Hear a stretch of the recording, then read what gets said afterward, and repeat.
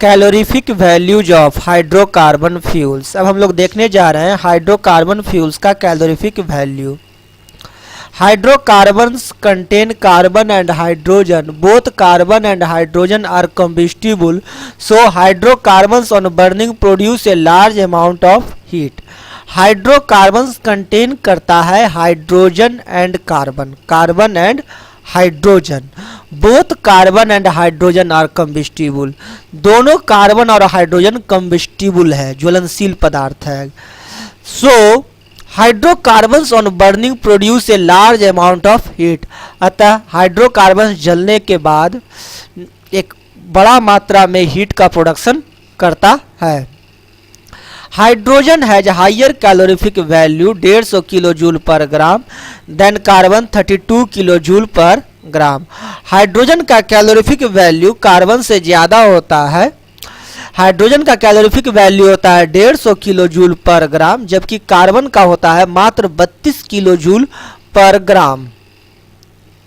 So, a hydrocarbon having higher percentage of hydrogen has higher calorific value। अर्थात कहने का अर्थ हुआ कि वैसा हाइड्रोकार्बन जिसमें यदि हाइड्रोजन का परसेंटेज ज़्यादा होगा तो कैलोरीफिक वैल्यू भी ज़्यादा होगा। यदि बहुत सा हाइड्रोकार्बन है, ठीक है, और अलग अलग हाइड्रोकार्बन को अगर हम कंपेयर करें तो जिस हाइड्रोकार्बन में हाइड्रोजन का परसेंटेज ज़्यादा होगा उसका कैलोरीफिक वैल्यू अदर हाइड्रोकार्बन से ज्यादा होगा।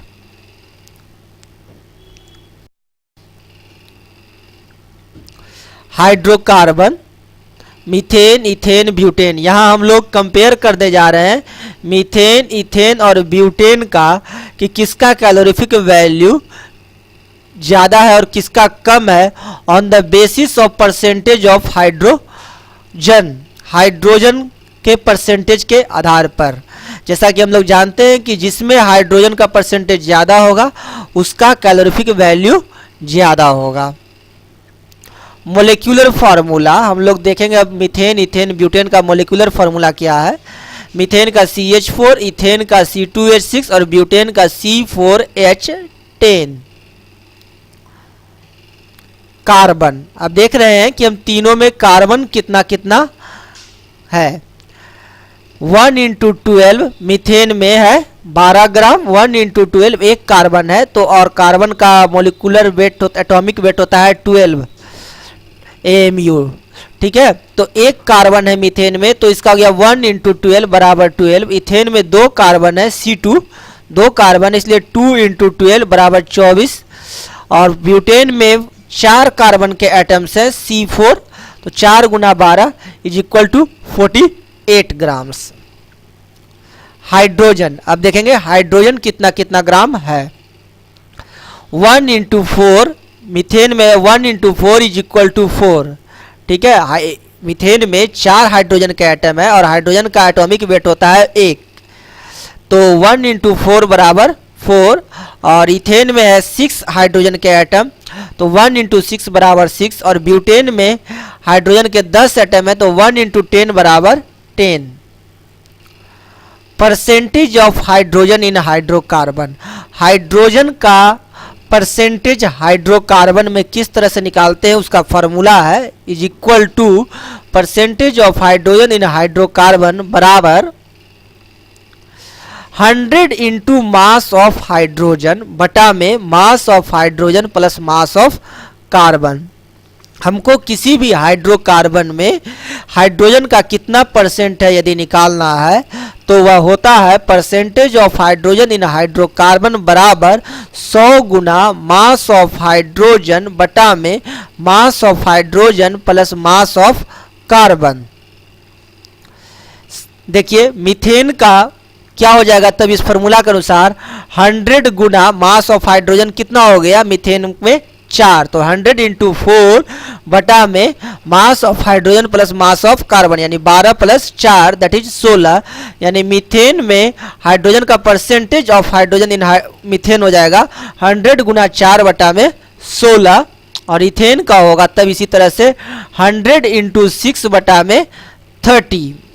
और ब्यूटेन का इसी तरह से होगा 100 × 10 बटा में 58। और जब निकालेंगे तो हमारा आएगा, मीथेन में आएगा हाइड्रोजन का परसेंटेज 25, इथेन का आएगा 20 और ब्यूटेन का आएगा 17.2।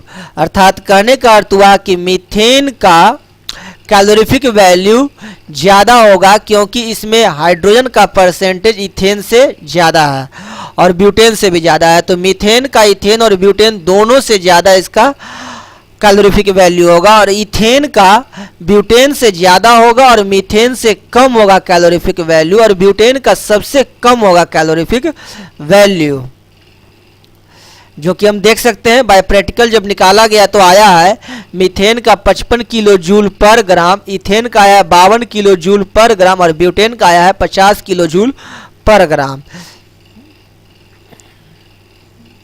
Calorific value.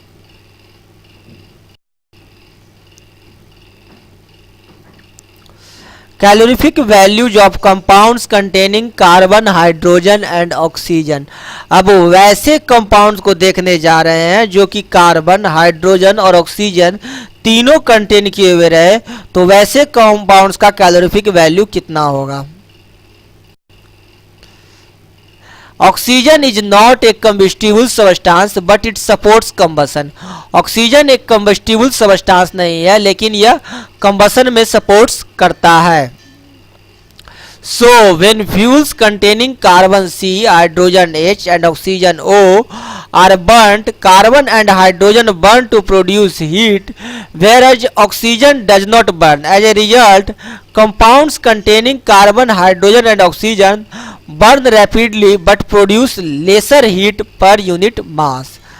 Oxygen is not a combustible substance but it supports combustion. Oxygen एक कंबस्टिबल सबस्टांस नहीं है, ज्वलनशील सबस्टांस नहीं है, लेकिन यह जलने में मदद करता है। So when fuels containing carbon C, hydrogen H and oxygen O are burned, यदि कोई वैसा फ्यूल्स जो बर्न करता है जिसमें कि कार्बन, हाइड्रोजन और ऑक्सीजन हो, तो carbon and hydrogen burn to produce heat. Carbon और हाइड्रोजन जल करके हीट प्रोड्यूस करते हैं। Whereas oxygen does not burn, जबकि ऑक्सीजन वहां पर बर्न नहीं करता है। As a result compounds containing carbon and hydrogen and oxygen burn rapidly but produce lesser heat per unit mass. As a result कह सकते हैं कि वह कंपाउंड्स जो कि कार्बन, हाइड्रोजन और ऑक्सीजन कंटेन किए हुए हैं रैपिडली बर्न करेगा लेकिन हीट प्रति इकाई मास कम प्रोड्यूस करेगा। In other words, oxygen containing fuels have lower calorific values than hydrocarbon fuels having the same number of carbon atoms. दूसरे शब्दों में कह सकते हैं कि ऑक्सीजन कंटेनिंग फ्यूल्स हमारा कैलोरीफिक वैल्यू कम प्रोड्यूस करेगा वैसे हाइड्रोकार्बन से जो कि same number of carbon atoms का हाइड्रोकार्बन हो। अर्थात कहने का मतलब यदि दो हाइड्रोकार्बन्स लेते हैं जिसमें समान नंबर ऑफ कार्बन का एटम्स हो तो वैसा हाइड्रोकार्बन्स जो ऑक्सीजन कंटेन किए हुए रहेगा उसका कैलोरीफिक वैल्यू कम होगा compare to other. Calorific values of wood and cattle dung. अब देखने जा रहे हैं वुड और कैटल डंग का calorific values. Both wood and cattle dung contain cellulosic material. Cellulose C6H10O5N contain carbon, hydrogen and oxygen. Both wood and cattle dung दोनों contain करता है cellulosic material. Cellulose C6H10O5N contains carbon, hydrogen and oxygen. Thus both wood and cattle dung contain compounds which have carbon, hydrogen and oxygen in them. So when wood and dry cattle dung is burnt, only carbon and hydrogen burn to produce heat. Oxygen does not burn. So दोनों would और cattle डंग दोनों वैसा compounds contain करता है जिसमें कि carbon, hydrogen और oxygen present होते हैं। अतः यह जब जलेगा तो इसमें सिर्फ कार्बन और हाइड्रोजन जलेंगे, ऑक्सीजन नहीं जलेगा, वह सिर्फ जलने में मदद करेगा। As a result wood and dry cattle dung produce lesser heat on burning as compare to hydrocarbons on equal mass basis. In other words wood and dry cattle dung have lower calorific values than hydrocarbon fuels like kerosene, LPG, etc. As a result, wood and dry cattle dung produce lesser heat on burning as compared to hydrocarbons on equal mass basis. In other words, wood and dry cattle dung have lower calorific values than hydrocarbon fuels like kerosene, LPG, etc. Calorific values of alcohols. अब देखने जा रहे हैं alcohol का calorific value.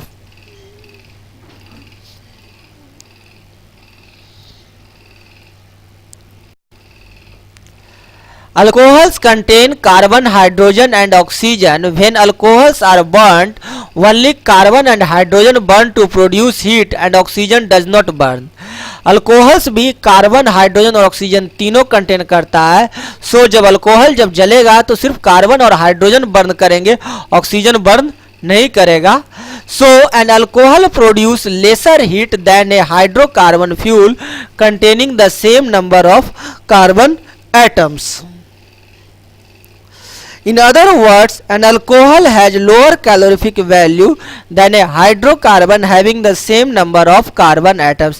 या दूसरे शब्दों में कह सकते हैं कि यदि सेम नंबर ऑफ हाइड्रोकार्बन्स हो तो अल्कोहल का कैलोरीफिक वैल्यू अदर हाइड्रोकार्बन से कम होगा।